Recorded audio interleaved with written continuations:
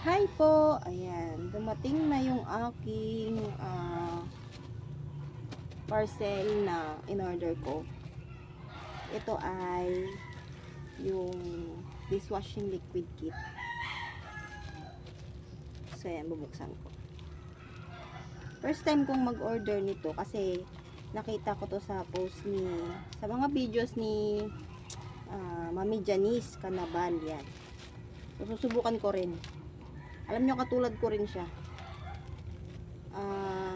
Sinapalaran ko rin yung pera ko.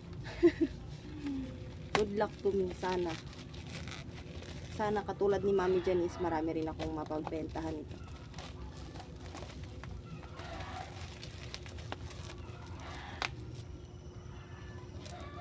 Sana maging successful yung yung paggawa ko. Kasi 'di ba pag mali yung timpla, sayang naman. Tulog yung aking mga bulinggit, kaya walang istorbo ngayon sa akin. Yan, buti pa to, ang ganda ng pagka-bubble wrap niya. Makapal. Pero tignan natin sa loob. Ano ba?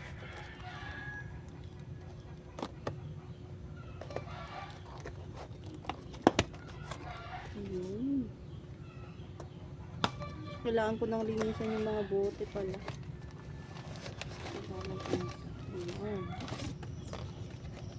Ayan.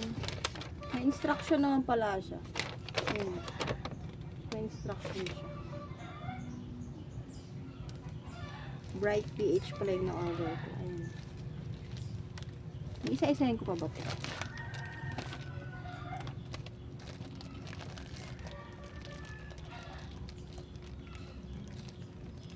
Nakabahan ako, baka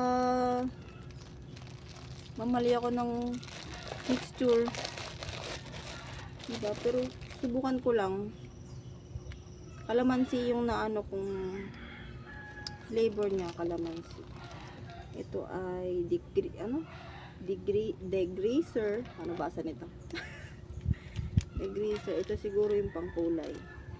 Yan. Tapos ito ay foam booster. And then surfactant. And then 4-in-1 preservative, neutralizer, EDTA antibac. Yan. Tapos what is this? What is this?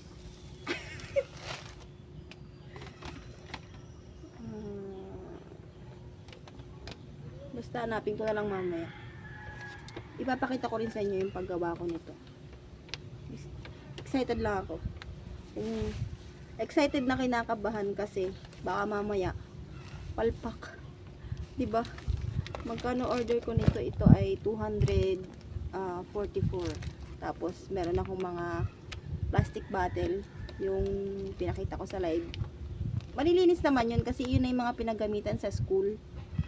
Yung mga malilinis kasi yung mga galing sa dagat, yung mga mabuhangin yun. So hindi pa naman katulad ng nakita nyo dun sa live ko, may kanya-kanyang sako siya, hindi naman siya totally magkakahalo, pero lilinisan ko pa rin yun. Papakita ko rin sa inyo yung paglilinis nun. So ito sana maging successful. Yun lang po. Thank you for watching.